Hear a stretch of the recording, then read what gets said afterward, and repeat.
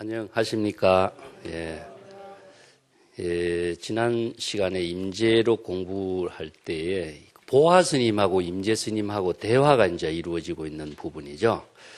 지난번에 교재 265쪽 좀 하다가 말았는데, 보화 스님과 함께 어느 신도집에 전신 공양 초청을 받았을 때 임재 스님이 한 트럭이 큰 바다를 삼키고 겨자씨 한 알에 수미산을 거두어 드린다라고 이렇게 유마경에서 이런 주장을 하고 있는데, 이건 신통묘용인가?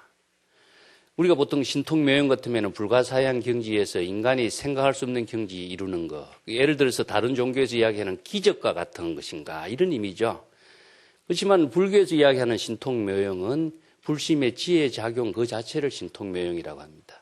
지상에서 이루어지는 모든 우리들의 깨달음의 생활 그 자체가 신통묘용이지, 특별한 신통묘용을 따로 추구하는 것은 엉뚱한 곳에서 깨달음이나 도를 구하는 어리석은 중생이 되는 것이죠. 지상에서 생활하는 신통묘용입니다. 아니면은 진여 근본 당체가 그러한 지혜 작용을 하는 것인가요? 이것을 이제 질문을 하게 되죠. 이게 보화 스님이 밥상을 걷어찼어요. 이 두 가지 차별적인 사고를 갖고 질문하는 것 자체가 얼마나 한심스러우냐, 이런 이야기입니다. 그렇기 때문에 임재 스님이 너무 거친 행동이 아닙니까 하니까, 이곳이 어떤 경지인데 거칠다 세밀하다 이런 차별심을 일으키는가. 이어서 이곳이라는 게 선문답에서 항상 지시대명사로 제시되고 있는데, 이것을 파악을 하지 못하면 선어록을 읽어 나갈 수 있는 안목이 없다고 이야기합니다. 이곳이라는 것은 항상 어디냐 하면은 지금 여기 자신의 불심의 지혜를 작용하는 그 당체를 말하고 있습니다. 때문에 깨달음의 경지라든가 이런 표현을 쓰는데, 지금 여기 자기 본분사의 지혜로운 삶을 사는 그곳은 일체의 차별, 분별을 초월한, 뭐 부처다, 깨달음이다, 도다 하는 이런 의식까지도 초월한 경지에서 작용하고 있거든요. 거기에 어째 세밀하다, 추하다 이런 차별, 분별심이 나오는 곳이 어디냐? 그런 차별, 분별심을 갖고 이야기하느냐? 이런 임재의 안목을 비판하는 겁니다. 이게 보화 스님이 처음에, 보화 스님은 자기의 경지에서 자유자재한 경지에 펼치는 능력을 갖추고 있었고, 임재는 지금 황벽의 불법을 받아서 젊은 용기로서 독자적인 안목은 갖추었지만은, 안목을 아무리 갖추어더라도 자기의 생활 속에 뜻하지 않는 대화 가운데 자기가 차별상에 떨어진 모습이 나타나는 겁니다. 이것이 얼마나 많은 훈련을 통해서 자연스럽게 자신의 경지를 작용할 수 있는 능력을 갖춰야 되는가, 여기에 선문답을 통해서 알 수가 있어요. 그 다음 단 보면 또 마찬가지입니다.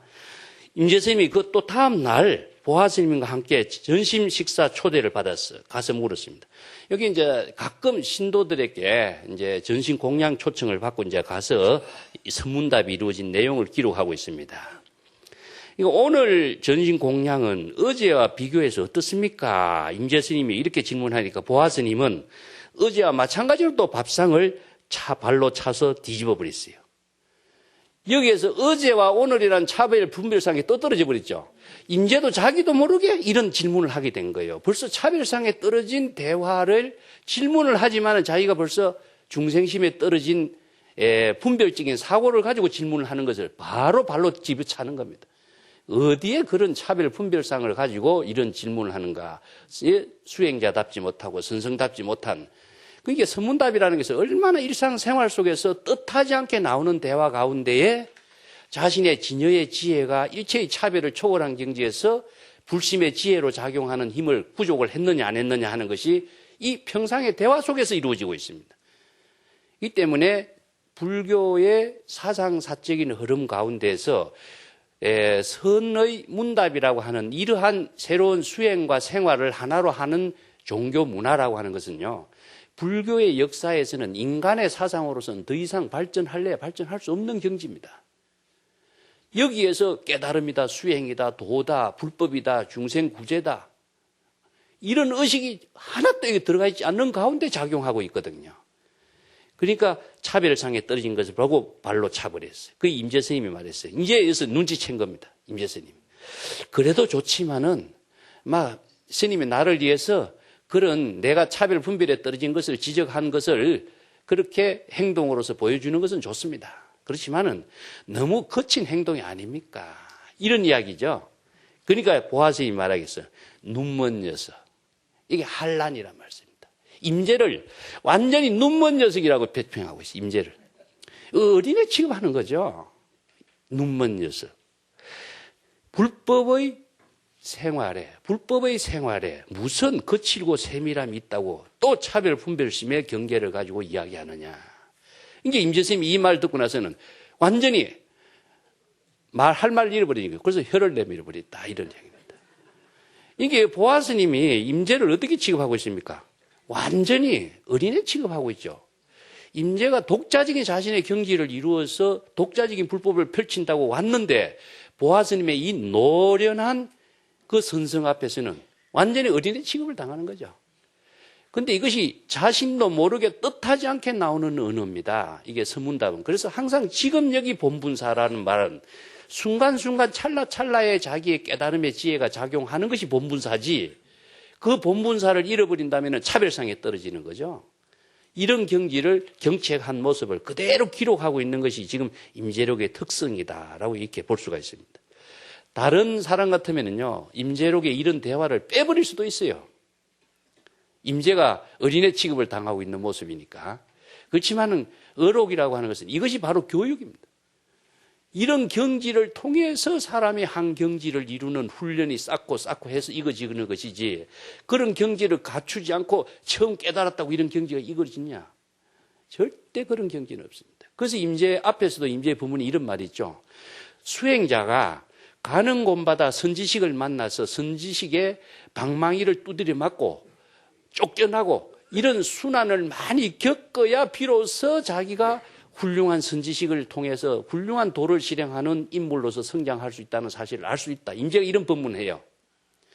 가는 데마다 대접을 받고 훌륭한 선지식이다, 안목을 갖췄다 이런 대접 받으면은요, 이런 인간이 어디에 쓸모 있겠느냐. 그런 사람은 훌륭한 선지식을 만나면 당나귀 뒷발에 발로 차해가지고 아무런 쓸모없는 인간이 될 것이다. 이런 이야기를 하거든요. 그래서 많은 수련을 받고 주장자로 두드려 맞고 질타를 당하고 그걸 겸추라 그러죠. 그 쇠를 단련하려면 어떻게 해야 됩니까?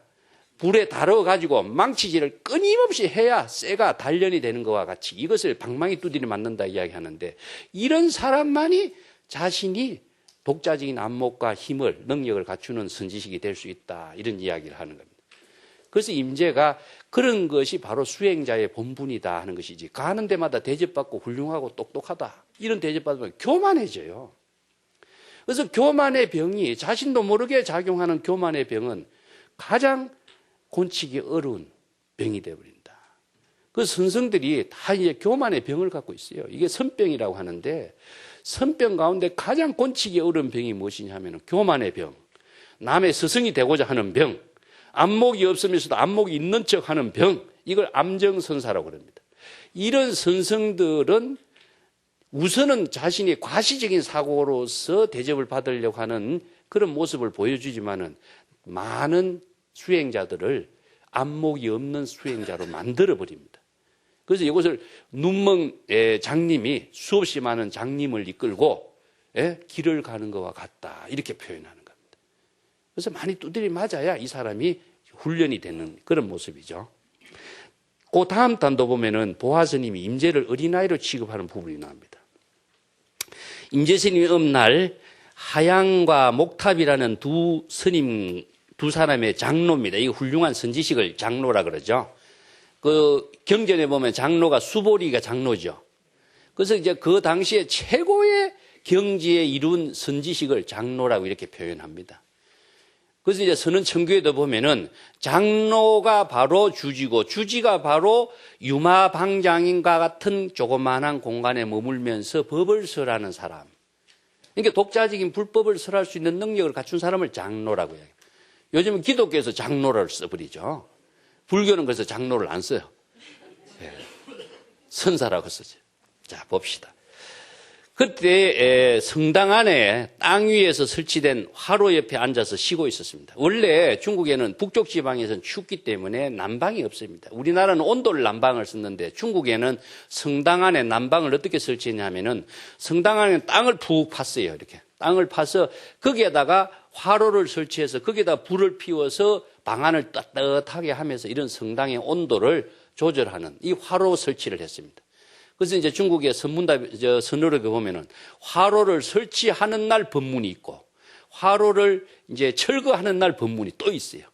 이게 모든 것이 의식 그 가운데 법문으로서 교육으로서 함께 이루어지는 것이 이제 선언의 생활이죠. 그 화로 옆에 앉아 있어요. 쉬고 있을 때 그때 보화 스님은 날마다 그 진주라는 지역의 거리에서 미치광이처럼 살고 있었다. 미치광이란 말은 내가 풍광성은 어떤 이야기라 했죠? 예. 풍광이라고 하는 말은 상도를 벗어난 사람이다. 그런 뜻이죠. 예. 요거는 비도를 행하는 사람이다. 이런 뜻이라고 했습니다. 정상적인 사고의 도를 행하는 것이 아니라 불법은 비도를 행하는 사람이다. 불가사의한 경지에서 일체의 차별 대상 경계의 인간의 상식적인 어떤 사고의 경지를 초월한 것이 바로 비도의 경지의 삶을 사는 것이다. 이런 이야기입니다. 제가 가끔 이야기하지만은 상도는 무엇이냐면은 악을 멀리하고 선을 추구하는 것이 상도입니다. 보통 인간이 생각하는 사고 기준은 무엇이냐면 이런 차별상에서 보다 좋은 쪽을 추구하는 것이 상도예요. 그래서 깨달음을 얻기 위해서 가는 것은 상도죠. 선행을 하기 위해서 상도입니다.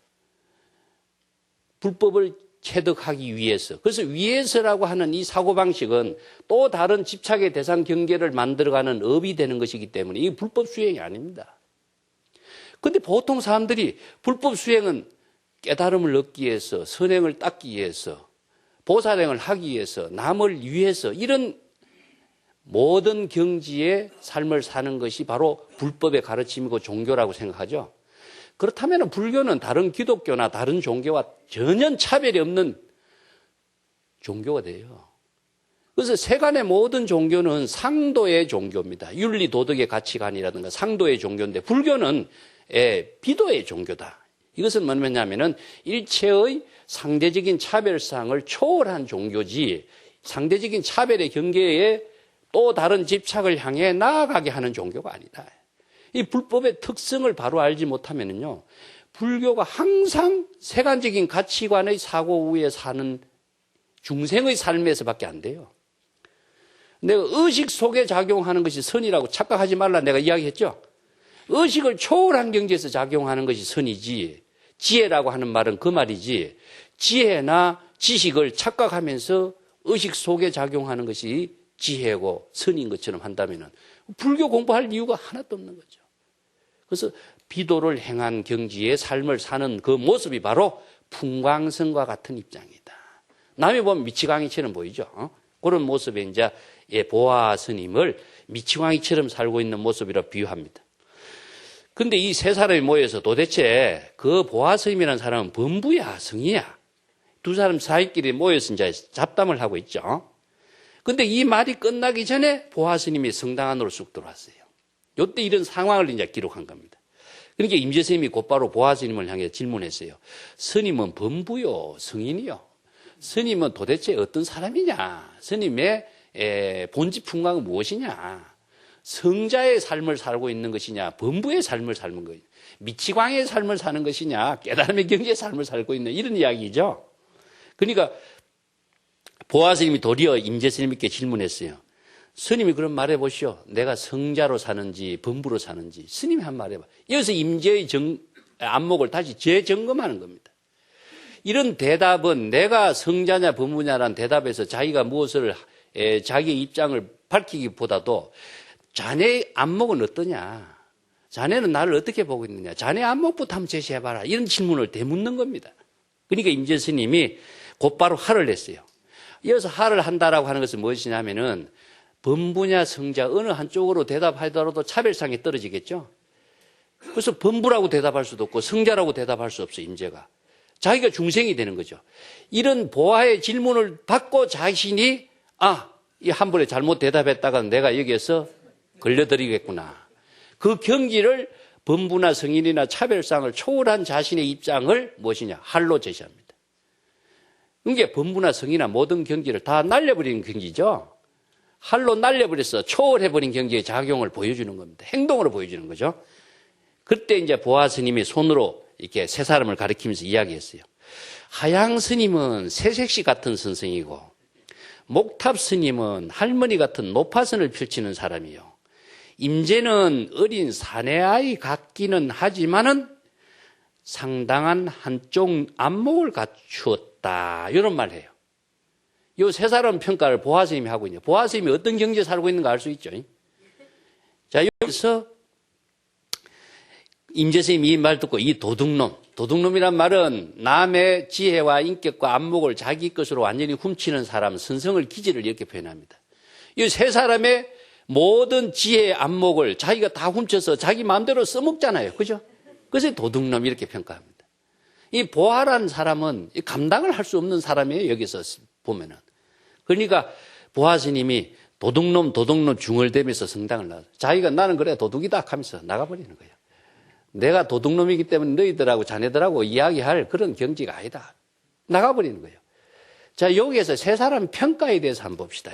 내가 설명해 놨는데 신부자선이라는 것은 첩 신부, 즉 가시직한 신부를 이야기합니다. 시집간 신부는 어떻습니까? 조심조심 이 눈치 저 눈치 살피는 사람이죠. 자신의 힘을 갖고 당당하게 뭘 펼칠 수가 없어요. 항상 그 유리선이라고도 이야기해요. 유리병이 어떻습니까? 잘못하면 깨져버리죠. 그래서 깨지지 않도록 조심조심 이 눈치 저 눈치 살피는 사람을 바로 신부자라고 그래요. 신부 같은 선을 펼치는 사람. 그 다음에 노파선이라고 하는 것은 뭡니까? 노파선이라는 것은 너무 지나치게 손자를 보살피는 거예요. 요게 이제 노파선이란 말을 잘못한다면은 선에서는 노파선의 그 입장의 훌륭해 보이죠. 사실은 이걸 선에서는 교계라 그럽니다. 손자를 잘못 가르쳐서 버릇없는 놈으로 만드는 거예요.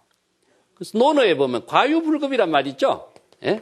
논어에 유명한 너무 지나치면 모질한 것만 못하다 이런 말이 있어요. 이 교육에서 가장 조심해야 될 것이 무엇이냐 하면은 지나친 겁니다. 너무 지나치게 하면은 어린애가 자립할 수 있는 힘을 망치게 만드는 거죠. 그래서 이제 여기에 노파선과 신부선 이것은 하나의 뭡니까? 너무 조심해서 눈치를 살피고 너무 지나치게 보살피는 선 이런 것은 이제 그 나름대로의 경지는 있지만은 잘못된 것을 지적해버린 거죠. 그런데 임재는 어떻게 펼쳤습니까? 임재를 여기서는 각구일처간 도리어 한 안목을 갖춘 사람이다. 어린아이 같지만은 여기서 도리어 안목을 갖추었다. 이렇게 여기 임재력에서는 이렇게 평가합니다. 그런데 원래는요 다른 자료에 보면은 지자로 돼 있어요. 지자로. 임재는 어린아이와 같은데 단지 한쪽 눈만 갖춘 어린애이다. 여기서 일처간이라고 하는 것은요 한쪽 눈만 갖추었어. 두 눈을 다 갖추어야 되는데 지혜와 자비의 두 눈을 갖추어야 독자적인 경지의 안목을 펼칠 수 있는 능력이 되는데 한쪽 눈만 갖췄으니 어떻습니까? 그리고 앞에서 뭐라고 했습니까? 임재를 눈먼 녀석이다 그랬어요. 눈먼 녀석. 눈먼 녀석. 이것은 지혜의 작용을 펼치지 못하는 사람을 할안이라고 표현합니다. 정법의 안목이 없는 녀석 이런 말이죠. 독자적인 자신의 깨달음의 경지는 이루었지만은 지혜의 작용을 펼칠 수 있는 눈은 어디에서 이루어집니까? 지금 여기 자신의 본분사의 삶을 펼치는 살림살이에서 이루어지는 것이지. 불법을 지식적으로 알고 지혜로 알고 그걸 아는 것하고 살림살이를 펼치는 지혜의 작용하고는 다른 거예요. 정법의 대의를 깨달아서 아는 거하고 정법의 대의로 지혜로운 삶을 실현하는 거하고는 다른 거거든. 그러니까 여기에 임재를 눈먼 녀석. 앞에서도 보화가 임재를 눈먼 녀석이라고 했고 실제로는 임재는 어린아이와 같아. 한쪽 눈만 갖추었지 아직까지 제대로 자신의 지혜와 자비를 마음대로 펼칠 수 있는 능력이 못 된다 하는 것을 여기서 지적하는데 뒤에 임재력을 편찬하는 사람이 이 지자를 빼버리고 이 각자로 바꿔버려요. 이 한 글자의 바뀜에 따라서 반대적인 현상이 나타나요. 어린아이 같지만은 도리어 안목을 갖춘 제법 안목을 갖춘 사람이다. 이런 평가가 되어버리는 거죠. 여기에서 이 세 사람과의 차별적인 임재의 입장을 뒤에 임재력을 편찬한 사람이 이 글자 한자를 바꿔버립니다. 이렇게 해서 이제 보화의 입장에서는 임재는 아직까지 어린애야. 그래서 지금 여기 전체 보면은 보아스님이 임재를 훈련시킵니다. 이게 미워서 훈련시키는 것이 아니고 자연스럽게 임재가 안목을 갖춘 사람이 되도록 하는 스승의 입장에서 또 다른 선성의 입장에서 임재의 안목을 훈련시키는 입장의 기록이라고 보면 됩니다. 그 다음 또한 마찬가지입니다. 그 교재 269페이지입니다. 어느 날 보아스님이 성당 앞에서 채소를 먹고 있었습니다. 그 임재스님이 그러한 보아스님의 모습을 보고 마치 한 마리 당나귀 같네 이렇게 이야기합니다. 그렇게 보아스님이 말하기로 보아스님이 이 말 듣자마자 곧바로 당나귀 울음소리를 내면서 당나귀가 된 자신의 모습을 그대로 몸으로 보여줘요. 당나귀 같다라고 하는 말에 내가 마치 당나귀다. 이게 뭐냐? 어떤 경계와 자기와가 하나 된 경지를 행동으로 보여주는 거죠. 그런데 임재는 느닷없이 나오는 말이 채소를 먹고 있으니까 마치 당나귀처럼 그렇게 채소를 먹고 있느냐. 이런 말이 자기도 모르게 나왔죠. 그런데 보아는 그러한 모습의 차별상으로 임재는 이야기했는데 보아는 그러한 자신의 살림살이의 행동이 바로 한 마리의 당나귀와 같은 경지를 몸과 행동으로 바로 보여줘 버리는 거예요. 이것이 바로 임재는 차별상으로 보는 것이고 보아는 그러한 삶으로 보여주는 모습이에요. 그러니까 보아 스님은 당나귀 울음소리입니다. 그러니까 임재 스님이 여기서 눈치를 채는 거예요. 이 도둑놈. 임재도 자기도 모르게 당나귀 갖고 한 마리에 벌써 차별상에 떨어진 경계에 떨어진 모습이 자기 눈치를 못 챘는데 보아가 그런 행동으로 보여주니까 자기가 눈치챈 거예요. 아, 이 도둑놈. 벌써 자기의 지혜를 다 송두리째 뺏어가 버렸잖아요. 이 도둑놈. 그러니까 보아 스님이 도둑놈 하면서 바로 성당 밖으로 나갔는데 바로 제대로 알아차려라. 이 말을 지금 보아가 중얼거리면서 나가는 겁니다. 도둑놈이라고 말한 것은 그대로 알아차린 모습이지만은 제대로 알아차려라 하는 말이에요. 그렇게 경계에 떨어져서 자신의 본분을 잃어버리는 사람이 되지 말고 일체의 모든 지혜를 자신의 지혜로 마음대로 쓸 수 있는 도둑놈이 되어라. 그런 표현으로 경계시키는 말이 도둑놈 이런 말이죠. 이게 임재의 심지를 완전히 꿰뚫고 지금 하는 말이 보아의 모습이죠. 이런 것이 이제 선문답입니다. 예, 그 뒷장 넘어갑시다. 예.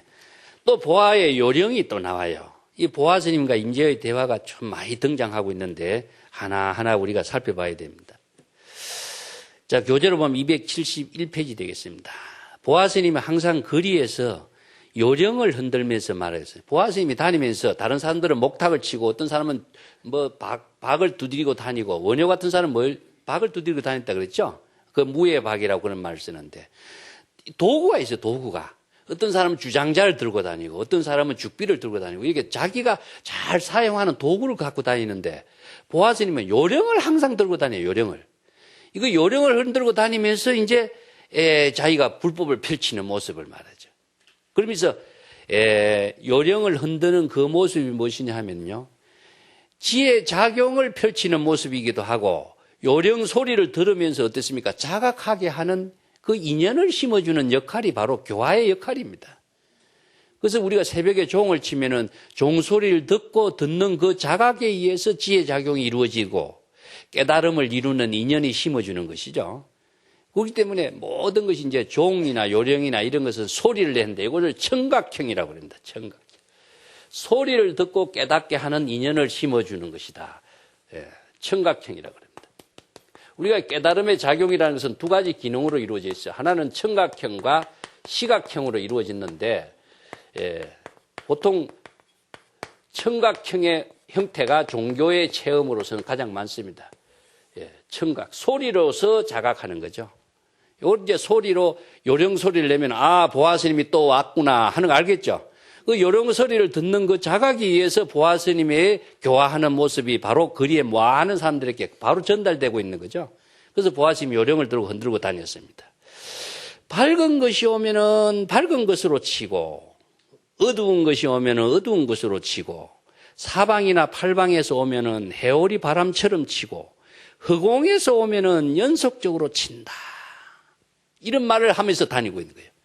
나는 일체의 밝고 어두운 차별 경계에 어떤 경계가 닥쳐오더라도 나는 쳐버린다. 쳐버린다는 것은 무엇이냐면은 이게 다 날려버린다. 어떤 경계가 오더라도 차별 경계의 분별적인 사고를 자기가 요령을 흔들어서 깨닫게 하는 것처럼 다 날려버린다. 이게 타라고 하는 것은 무엇이냐 하면요. 살과 같습니다. 살.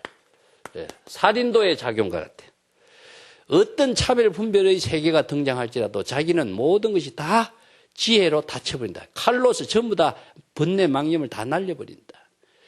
그래서 자기가 요령을 흔들고 자각하게 하는 그 작용 속에서 일체의 모든 차별 경계에 어떤 번뇌 망념이 일어나더라도 다 쳐날린다. 이런 것을 이제 교화를 펼치는 행동으로 이야기합니다. 원효가 무예박을 두드리면서 이렇게 다니는 것도 그런 행동의 하나예요. 그래서 많은 사람들이 가만히 앉아있을 거 그 소리가 들리지 않을 때는 자각적인 작용이 일어나지 않거든요.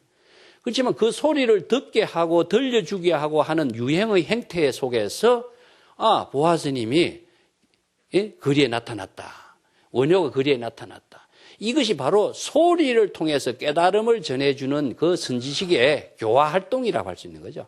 그러면서 그냥 하는 것이 아니라 어떤 것이 오더라도 차별 경계의 명과 암, 차별 경계를 모두 다 떨쳐버린다. 이런 이제 표현을 써요. 이것이 뭐냐 하면은 일체의 상대적인 차별 세계를 모두 초월한 지혜 작용을 하는 그 행동을 해요. 그래서 이걸 선과 악이라든가 어떤 차별 대상 경계로 맞추어도 마찬가지입니다. 선이 오도 선을 치고 악을 오도 악을 치고 밝음이 와도 치고 어둠이 와도 쳐버린다. 그러니까 일체의 차별 대상 경계에 떨어지지 않는다. 이런 경지의 삶을 자신도 살지만은 많은 사람들이 이렇게 깨달음의 경지에 살아라. 이런 하나의 교화 활동이죠. 이걸 이제 노래를 읊으면서 돌아다니는 거죠. 그때 이제 임재스님이 자기 시자를 보내서 보화가 이렇게 떠들고 다니면은 즉시 그를 붙잡고 아무것도 오지 않을 때는 그럼 어떻게 합니까? 요 질문을 던져봐라 그랬어요. 자기가 직접 보화를 시험하는 것이 아니라 보화의 안목을 점검하는 것이 아니라 자기 제자를 통해서 점검하는 겁니다. 그때 이제 그렇게 자기 시자가 가서 보화스님을 붙잡고 이렇게 질문을 하자 보화스님이 시자를 밀쳐버리고 말했어요. 내일 대비원에서 전신 공양이 있다. 요 말만 해버린 거예요. 도대체 이게 선문답이 재미나지 무슨 말인지 모르겠죠? 야, 요걸 내가 설명해야 알아요. 예. 그러니까 시자가 돌아와서 하는 말이 임재스님이 말씀했어요. 임재스님에게 보고하자. 임재스님 말하기를 나는 이전부터 저 노인네가 보통 인물이 아니라고 생각은 하고 있었는데 오늘 보니까 대단한 인물이 인간이구나. 이걸 감탄하는 말이에요. 자, 이게 어떤 의미의 서문답이 이루어지는가 한번 봅시다. 예. 여기에서 명과 암이라고 하는 경지가 차별의 세계를 말하고 있습니다. 명과 암. 명과 암이 오거나 선과 악이 오면은 모두 다 쳐날려버린다. 이런 표현을 썼죠. 그래서 명과 암이라든가 선과 악이라고 하는 것은 이것은 중생심의 분별심의 세계입니다. 이것을 난 숲이라고 비유를 했죠. 그러면은 명이 와도 치고 암이 와도 치고 선이 와도 치고 악을 치도 이것을 모두 다 그냥 부분적으로 치는 것이라 한꺼번에 쳐날려버린다. 쳐날려버리는 말은 어떻게 됩니까? 그러니까 임재의 질문이 뭡니까? 명과 암이 오기 않을 때는 어떻습니까? 하니까 내일 대비원에 공양이 있다. 이 말만 하죠. 그러면 명과 암이 오지 않는 상태는 어떠냐? 각자의 본래심입니다. 명과 암에 대한 차별 분별심의 의식을 하는 주체는 뭐입니까? 누구죠? 우리들 마음이에요. 이렇게 명과 암이라는 경계에 떨어지면 중생이 되는 것이고 명과 암이 오지 않는 경지는 어디십니까? 본래의 경지죠. 본래의 경지를 진여라고 하고 진여의 경지를 열애라고 합니다. 그러면 열애 본래심으로 지혜가 작용하는 능력, 본래 명과 암에 초월된 경지에 있다면 어떤 것이냐 하니까 그런데 내일 대비원의 공양이었다. 명과 암의 경지를 초월했다면 부처와 같은 지혜를 작용하는 능력을 구족했으니까 내일 대비원에 와서 공양할 자격이 있다 이야기입니다. 이해가 됩니까? 은공이란 말이 무엇이죠? 공양받을 자격이 있다. 중생이 있을 적에는 공양받을 자격이 없지만은 그런 경지란다면 내일 대비원에서 공양이 있으니까 와서 공양받아라 이 이야기입니다. 이것이 이제 선문답의 의미예요. 그렇기 때문에 너무나 함축된 일상생활의 언어죠. 이게 보통 사람이 볼 적에 도대체 무슨 소리 하나 잘 모를 수가 있습니다. 이게 선문답에 여기에서 부처가 들어가 있습니까? 부처님이니까 공양받아라 이런 말이 들어있습니까? 수행을 잘했으니까 공양받아라 말이 들어있습니까? 아무런 부처나 조사나 깨달음이나 도나 반야 불성 어떤 사상적인 언어가 여기에 개입될 여지가 없어요. 일상생활하는 그 대화 가운데서 자연스럽게 이 모든 깨달음의 경지에서 부처의 지혜 작용을 펼친 경지의 모습이 드러나요. 그래서 인간이 이런 불교의 정신을 선의 생활 속에서 이렇게 펼친 종교는 세계에서 선밖에 없습니다. 그래서 보통 사람들은 선문답을 이해를 못하니까 도대체 무슨 말이냐 알아듣지도 못한 말이다 이렇게 생각하고 무시해버리거나 아예 거기에 사유도 하지 않으려고 하고 우리가 지금 가나선은요 이 선문답을 사유해서 선문답의 지혜를 체득하는 공부가 가나선입니다. 의심한다고 이런 지혜가 나옵니까? 의심이라고 여기서 나는 보아 그 사람이 보통 사람이 아니다. 의착하고 있어. 의심하고 있었다 이런 말을 쓰는데 거기서 의심이란 말은요. 항상 저 사람이 어떤 인물인가 내가 항상 문자로 나름대로 진짜 보통 미치광이 같기도 하고 진짜 성인인가 범부인가 내가 확인을 해보게 된 것이 이 말이야. 의심하고 있었다. 항상 문자로 가지고 있었다 하는 것이 의심인 것이지 그냥 의심하면 중생이 되는 겁니다. 그 의심이 그냥 의심이 아니라 문제의식이라는 게 그냥 문제의식을 갖는 것이 아니라 불법의 지혜를 작용하는 문제의식을 가져야 돼요. 불법을 제껴 두고 문제의식을 갖고 있으면은 그건 똑같이 중생이 돼요. 불법의 지혜를 체득하는 문제를 가져야 불법의 지혜가 자기 자신의 지혜로서 활용할 수 있는 능력이 되는 것이지 불법하고 전혀 관계없는 문제나 의심 갖고 있어봐 무슨 소용이 있겠어요. 오히려 중생심에서 헤매는 그런 중생밖에 안 되는 거죠. 이와 똑같은 이야기가요. 무문관에도 나옵니다. 무문관에 향음지한선사가 이런 제자들에게 이런 질문을 던져요. 어떤 사람이 나무 위에 올라서 나무 위에 올라가서 입으로는 나무 가지를 물고 또 두 손도 놓고 다리도 나무 가지를 밟지 않고 나무 가지에 입으로 매달려 있어요. 이때에 어떤 사람이 불법의 적적 대의가 무엇인가 불교의 근본 정신이 무엇인가 이것을 질문한다면 어떻게 하겠느냐 이런 질문을 던져 이게 딜레마죠. 진퇴양단 속에서 대답을 안 하면은 그 사람의 중생 구제하는 보살행의 자비행이 없고 지혜가 없는 것이 되고 대답을 하면 어떻습니까? 나무에 떨어져서 자기가 죽게 되죠. 이런 진퇴양난 속에 있을 때 그대는 어떻게 해야 될 것인가 이게 선성들이 독자적인 안목이 없으면은 이런 문제를 해결하는 지혜가 펼칠 수가 없어요. 그렇게 제자들이 이 문제 스승의 이런 질문을 듣고 이걸 참고해야 되는 겁니다. 그 불법의 지혜로 그럼 어떻게 해야 되느냐? 여러분은 어떻게 해야 될 것인가 하는 것도 문제로 삼아야 돼요. 이게 화두예요, 화두. 이 불법의 지혜로만이 해결해야 할 화두지 중생심으로 해결하는 중생심으로 해결이 안 되게 돼 있습니다. 그러니까 어떤 제자가 나와가지고 하는 말이 나무 위에 올라가는 것은 문제 안 삼겠습니다. 나무 위에 올라가기 이전의 문제는 무엇입니까? 이걸 역문적으로 대답해버려요. 질문합니다. 여기에서 해답이 나오죠. 나무 위에 올라간 것은 벌써 중생심의 숲에 떨어진 것이고 나무 위에 오르지 않는 상태는 본래 있는 상태입니다. 그래서 여기서 자기의 본분사의 일을 펼치는 것에 의해서 일체의 모든 갈등이 다 딜레마가 해결되어 버린 겁니다. 이제 항상 중생은 차별상에 떨어져서 이 가운데서 해결을 하려고 하니까 해결이 이루어지지 않아요. 그래서 내가 포기하란 말 여러분이 가끔 쓰죠. 중생심으로 일어난 중생심으로 생긴 모든 문제를 포기해라. 포기하면은 요 문제는 완전히 포기가 되면은 자신의 본래로 되돌아갔을 적에 본분사의 새로운 삶의 지혜가 작용하고 독자적인 새로운 출발선을 마련하는데 이 중생심의 차별 분별심의 망년 때문에 본래로 되돌아가는 길을 잃어버리고 있어요. 그래서 수행이란 말은 항상 제가 뭐 했습니까? 그 본래로 되돌아가는 것이 수행이다. 예?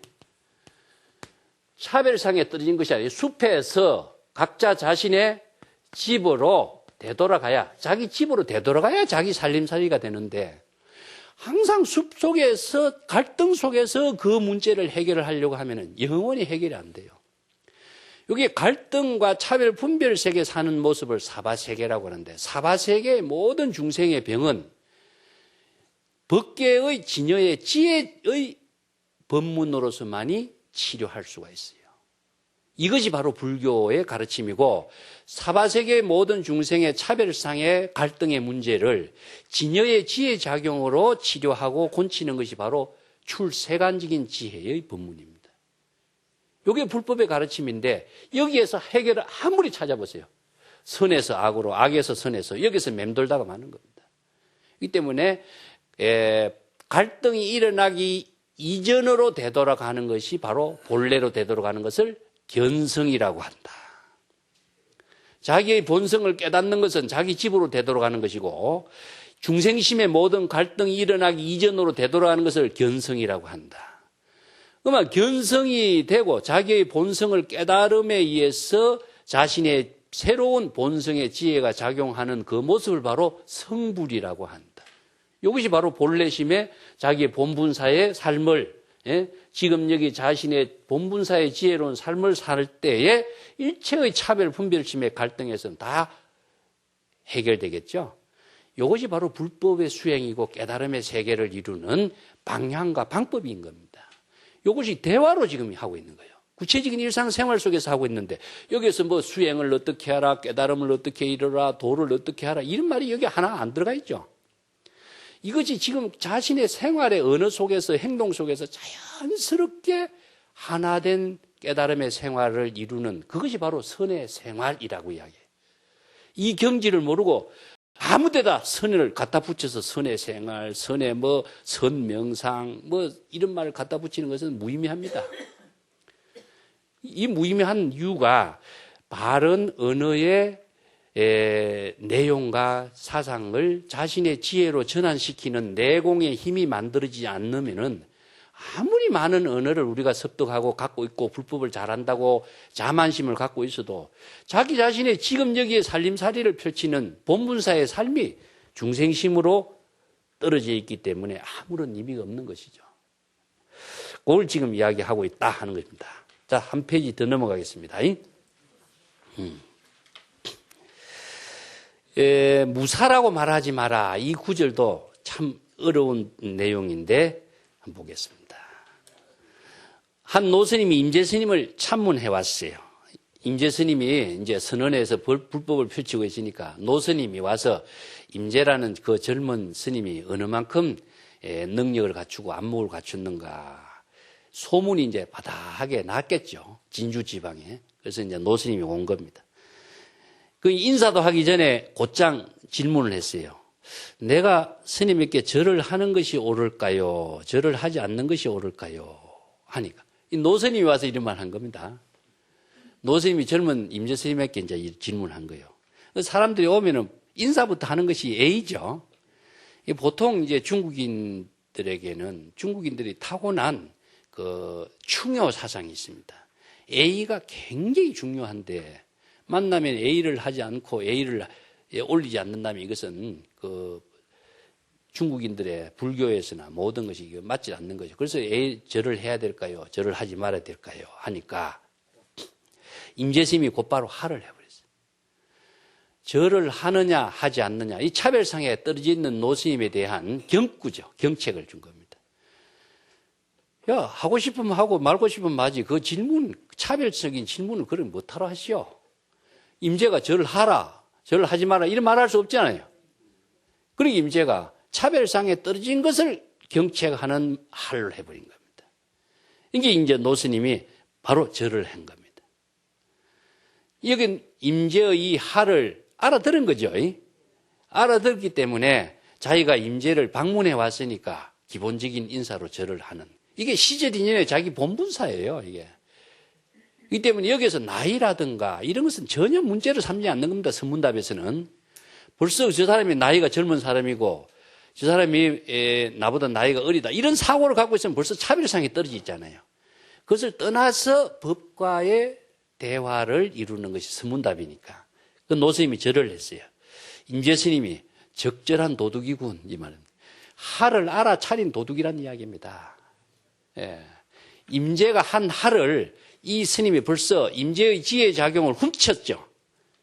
벌써 훔쳐서 자기가 인사를 하는 시절 인연에 자기 본분사의 일을 할 줄 아는 도둑놈의 역할이 됐다는 겁니다. 적절한 도둑이군 이런 말씀입니다. 그러니까 그 노스님이 도둑놈 하고 곧바로 나가버렸어요. 그런가 내가 도둑이 됐는가 도둑이 되었지 하면서 나간 거예요. 여기 두 사람이 지금 딱 요걸로서 지금 선문답을 다 한 거죠. 예. 그러니까 임재스님이 말했어요. 일이 없는 것을 무사한 것을 불법이라고 말하지 않는 것이 좋다. 이어서 이제 이 무사란 말이 무엇인가 하는 것이 어려워요. 예. 이 두 사람의 선문답을 통해서 무사가